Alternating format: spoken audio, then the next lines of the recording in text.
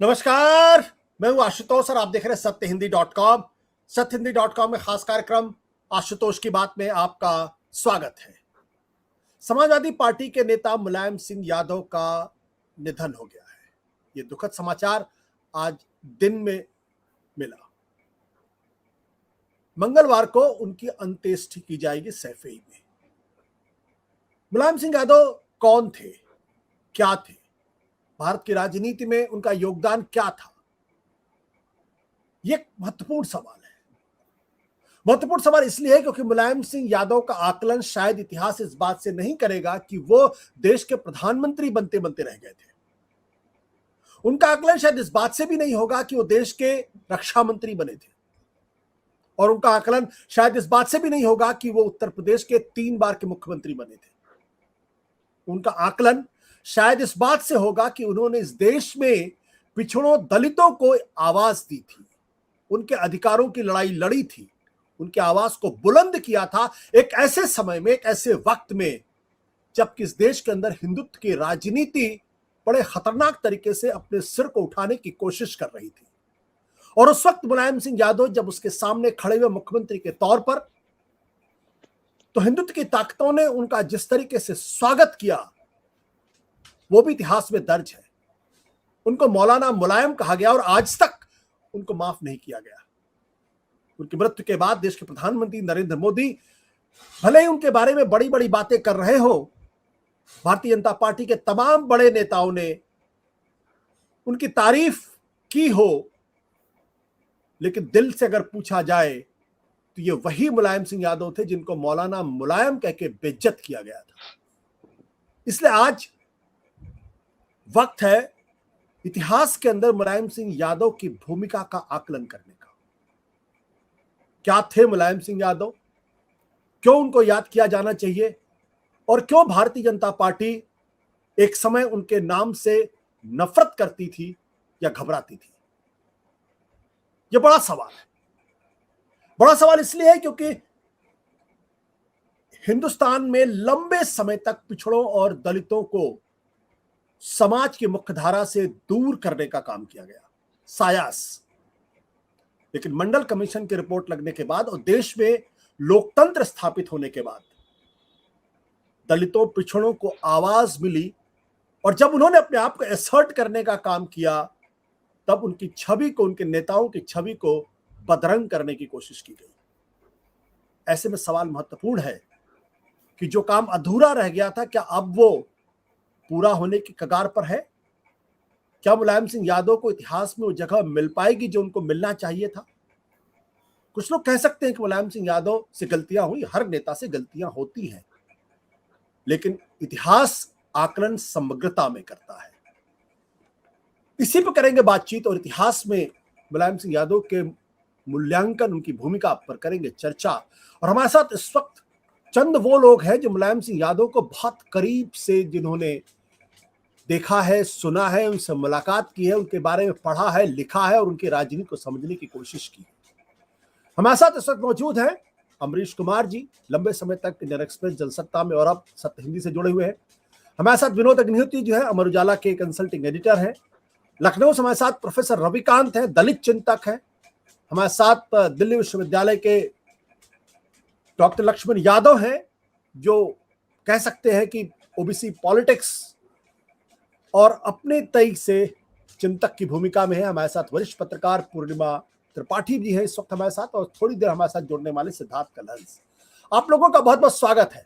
लक्ष्मण जी, ये जरा हमारे दर्शकों को थोड़ा समझाने की कोशिश करिए कि पिछड़ों की राजनीति करना, उनकी नुमाइंदगी करना, उनकी आवाज को मजबूती से उठाना, क्या उत्तर प्रदेश जैसे सामंती परिवेश में एक आसान काम था? जबकि आजादी के बाद से जितने लगभग मुख्यमंत्री थे, लगभग सारे मुख्यमंत्री अपर कास्ट के थे। जी, बिल्कुल।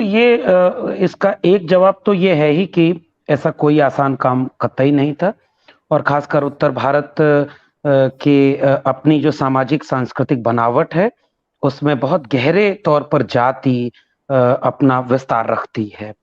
उत्पादन संबंधों का रिश्ता हो या सामाजिक सांस्कृतिक आंदोलनों का मामला रहा हो, इन सब वजहों से यह काम बहुत मुश्किल था।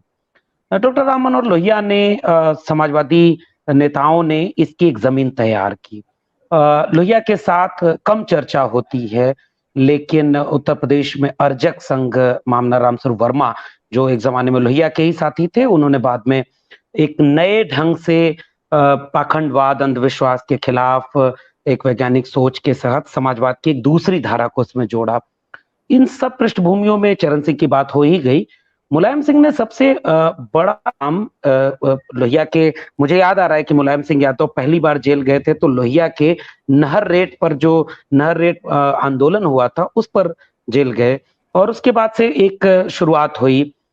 बाद में धीरे धीरे चल करके मुलायम सिंह ने अपनी पहचान को किसान और नौजवान से प्राथमिक तौर पर जोड़ा और उसके साथ उन्होंने अपने हर भाषण में, उनके शुरुआती बातों से लेकर के, अगर उनका संसद का आखिरी 3-4 भाषणों में से एक देखें तो उन्होंने कहा कि सारे धंधे मुनाफे के हैं और किसानी घाटे का है, किसान अपना धंधा बदल नहीं सकता।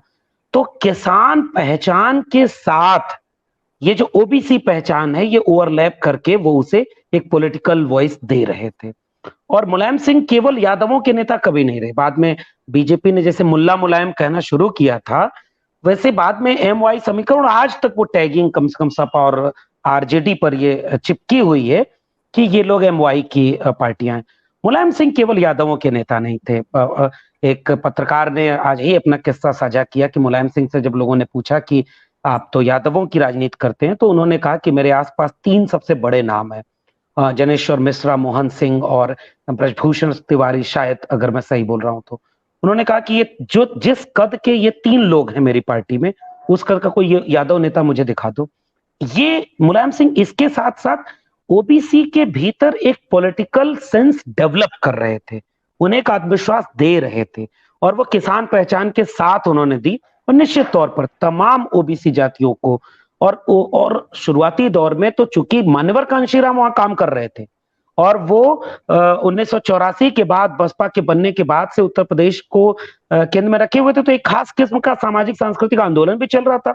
कांशीराम ने भी बहुत सारे ओबीसी नेता पैदा किए, लेकिन मुलायम सिंह यादव ने बेनी प्रसाद वर्मा से लेकर के एक लंबी फेहरिस्त थी तमाम ओबीसी नेताओं की, जिन्हों को इन्होंने समाजवादी पार्टी से जोड़ा, चरण सिंह की लेगेसी को क्लेम किया और किसान पहचान के साथ जाति के जोड़ को और ओबीसी के साथ उनका तालमेल और जातियों के साथ भी बना रहा। इसीलिए एक बृहत्तर आयाम खींच पाए। ऐसा न होता तो 93 का गठबंधन न होता, ऐसा न होता तो गोली चलवाने वाला साहस भी कैसे आ पाता। जब उन्हें लगा कि ये हमारा जनाधार जो है वो एक खास किस्म के उत्पादक संबंधों वाला वर्ग है जो विस्तृत है, इसलिए बार बार किसान की बात मुलायम सिंह करते थे। सिंचाई का माफ, बिजली माफ, पढ़ाई और दवाई के साथ साथ सिंचाई का नारा देते थे। ये जो जाति को लेकर के एक खास किस्म का उभार था जो लोहिया से चला आ रहा था, और जैसे थोड़ा सा आगे बढ़ाया था रामनिवास यादव ने, रिजर्वेशन का एक इनिशियल फेज उन्होंने लागू किया था। मुलायम सिंह ने मंडल आंदोलन के दौर में इसे और विस्तृत किया।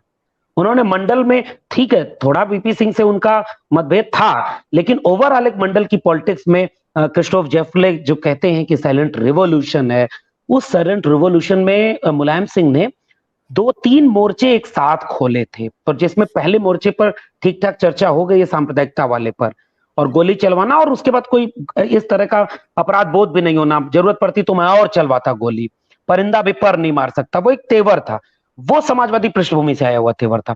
उसके पीछे हिम्मत मिल रही थी इसी किसान जातियों की, चूंकि किसान पहचान सीधे उन जातियों को एड्रेस कर रही थी और कांशीराम से जुड़ने के साथ वो एक बड़ी एका बनती है। इसलिए मुलायम सिंह यादव एक समाजवादी आंदोलनों को आगे बढ़ाते हुए सेकुलर डेमोक्रेटिक फ्रंट पर एक बड़े नेता माने जाते हैं, और चरखा दाव वाला पहलवान जब अपने दाव से, अपनी राजनीति से बाद के दिनों में ऐसी कलाकारी दिखाता है कि विपक्षी दल के लोग भी कम से कम उसके राजनीतिक व्यक्तित्व की तो सराहना करते हैं। तो ये खास किस्म का बदलाव उत्तर प्रदेश में देखने को मिला। डॉक्टर लक्ष्मण, क्या आपको लगता है कि अगर मुलायम की लेगेसी को अगर बचा के रखना है तो अखिलेश यादव, मायावती को 2024 के लिए एक साथ आना चाहिए? बिल्कुल, ये अमरीश जी ने तो उसका एक खाका बना भी दिया कि अगर ऐसा नहीं होगा, जब नहीं हुआ था तो परिस्थितियां कैसी थी ये सबको पता है। और 14 का चुनाव तो एक अलग परिस्थितियों में भी लड़ा गया था, और 24 का चुनाव तो अब बहुत सारी ताकत 10 साल में जुटा भी ली गई है, हुनर आ गया है जीतने का। जहां सरकार ने चुनाव हार गए, वहां भी सरकार बनाने का हुनर है। तो और वो भी उत्तर प्रदेश जैसा राज्य जो 80 सीटें रखता है, जिसमें अयोध्या, मथुरा, काशी तीनों है। ये निश्चित रूप से बीजेपी उसमें पूरा जोर लगाएगी। रही बात, प्रोफेसर रविकांत ने एक बात कही, मैं थोड़ा सा उससे डिफर करता हूं कि गोली चलवाना कोई बहुत सामान्य बात नहीं थी। मुझे याद आ रहा है कि मंडल कमीशन की एक बाकायदे रिपोर्ट है, तो उसकी भूमिका में सत्येंद्र पीएस लिखते हैं और जिक्र करते हैं, और मुलायम सिंह पर जो किताब है उस पर भी ये है। जब ये मंदिर आंदोलन चल रहा था, और मंदिर आंदोलन के समय जब ये माहौल बनाया जा रहा था कि कैसे उत्तर प्रदेश, मैं फिर से कह रहा हूं, अयोध्या, मथुरा, काशी तीनों वही हैं, और सबसे बड़ा सूबा और फ्यूडल कास्टिस्ट ग्राउंड ऑलरेडी बना हुआ है वहां पर, बीजेपी के लिए सबसे उर्वर जगह। बीजेपी अयोध्या और आसपास के कई जिलों में तिलक समारोह करके कार्यक्रम करती थी, और आरएसएस के वर्कर, विश्व हिंदू परिषद के लोग गांव गांव जाकर के लोगों को तिलक लगा रहे थे कि कार सेवा में आप शामिल होंगे कि नहीं। मुलायम सिंह यादव उस समय, चूंकि उस समय तो समाजवादी पार्टी 92 में बनी है, उसके पहले और उसके उस समय समाजवादी आंदोलन के लोग सामाजिक सौहार्द समिति बनाए हुए थे, और जहां जहां वो तिलक समारोह हो रहा था उसके बाद उन गांवों में जाकर के वो सामाजिक सौहार्द और तमाम चीजें कर रहे। गोली चलवाना एक बात है बहुत, और ऐसा नहीं, लॉ एंड ऑर्डर तो मैं तो याद करता हूँ बाबरी मस्जिद के समय तो प्रधानमंत्री भी तो कोई था जो 2 घंटे 3 घंटे क्या कर रहे थे वो भी नहीं पता। ठीक बात है कि आप कह सकते हैं कि बीजेपी और कांग्रेस कहां खड़ी थी, वो सांप्रदायिकता के खिलाफ एक राजनीति थी। हाँ, इस बात से सहमत हुआ जा सकता है कि 95 के बाद जो राजनीति बदली, जिस पर अभी बहुत विस्तार में चर्चा हुई, कैसे उस गठबंधन को तोड़ा गया जो संभावनाओं से भरा हुआ था, और वहां एक उल्टा प्रयोग था आशुतोष जी। 93 का गठबंधन कोई समाज के बीच एका बनाने के बाद, यानी सामाजिक और सांस्कृतिक एका के बाद कोई राजनीतिक एका नहीं बनी थी, वो एक राजनीतिक एका बन गई थी जिसे अब समाज में ले जाना था। वहां वो चुनाव जीत गए, और पंचर बनाने वाले और खोमचे में दुकान चलाने वाले लोग भी विधायक बने थे, केवल इसलिए उस नारे की वजह से मिले मुलायम कांशीराम। और उसके बाद कांशीराम ने कई ऐसे प्रयोग किए, मुलायम सिंह यादव ने कई ऐसे प्रयोग किए, और मुझे याद आ रहा है, पुराने लोग बैठे हुए हैं वो तस्दीक करेंगे इस बात की कि मानवर कांशीराम दक्षिण भारत में ये बात बाकायदे बोलते हैं कि मायावती को उत्तर प्रदेश के मुख्यमंत्री की कुर्सी भाग गई है, मैं उसे प्रधानमंत्री बनता हुआ देखना चाहता हूं। और ये जो चीज थी, जो टकराहट थी, और उन टकराहटों के बाद दोनों पार्टियों का एक दूसरे के विपरीत जाकर के पूरी राजनीति खड़ा करना, उसने वो खाई पैदा की जो 2019 तक चलती चली आई। और 19 में अखिलेश यादव ने कोशिश की, और उसके बाद का परिणाम अलग है। ये बिल्कुल वाजिब सी बात है, उत्तर प्रदेश की राजनीति को जो भी समझ रहा है वो जानता है कि अगर 24 में आप गठबंधन नहीं करते हैं, चूंकि आपका जनाधार और राजनीतिक मुद्दों में अधिकांश मुद्दे एक जमीन के, आपके आपके आपके लोग लगभग एक हैं, और अब तो बहुत वक्त बीत गया है, और अब वो उत्पादन संबंधों का वो रिश्ता नहीं रहा है ओबीसी और दलित के बीच। हाँ, पॉलिटिकल अवेयरनेस बढ़ी है, तो बहुत सारे खांचे बन गए हैं जिसका फायदा बीजेपी उठा रही है। लेकिन अगर अभी मुलायम सिंह की लेगेसी को आगे बढ़ाने की बात हो, तो समाजवादी पार्टी के ऊपर यह जिम्मेदारी है। मुलायम सिंह का कांशीराम से गठबंधन करने के बाद का जो पूरा वाक्य है, भड़काते तो दोनों तरफ लोग थे, पुराने लोग बैठे हुए हैं, सुपर सीएम कौन है, उसके बाद पैसा किसके पास जा रहा है, ट्रांसफर पोस्टिंग कौन कर रहा है, दोनों तरफ भड़काया जा रहा था। और पता नहीं वो गठबंधन इतना लंबा खींच गया, 19 वाला तो 6 महीने भी नहीं चल पाया। तो जो लीगेसी थी, और मैं शुरुआत के, जैसे मैं 96 के पहले के कांशीराम को एक अलग कांशीराम के रूप में देखता हूं, वैसे मुलायम सिंह के उस शुरुआती जज्बे को, और वो हिम्मत नहीं है, मतलब गोली चलवाना कोई सामान्य बात नहीं थी, लेकिन उसके साथ जो किसान जातियों को जोड़ना, उन सारी चीजों को जोड़ना, इन सब को लेकर के 24 के समय अगर समाजवादी पार्टी या उत्तर प्रदेश की राजनीति को समझने वाले लोग इस बात को अगर गंभीरता से नहीं लेते हैं कि उस लेगेसी को क्लेम करिए कि अगर वो फूलन देवी को सदन भेज रहे हैं गोली चलवा रहे हैं, किसानों के मुद्दे पर आंदोलन कर रहे हैं, एक मेटाडोर लेकर हल्ला बोल और क्रांति रैली पूरे सड़क पर कर रहे हैं, तो मुझे लगता है कि आज मुलायम सिंह के उस शुरुआती तेवर की जरूरत है और पॉलिटिकल अलायंस की जरूरत है। वो अगर मायावती और अखिलेश यादव में गठबंधन नहीं होता है, निश्चित रूप से ये एक बहुत चुनौतीपूर्ण हालात होंगे।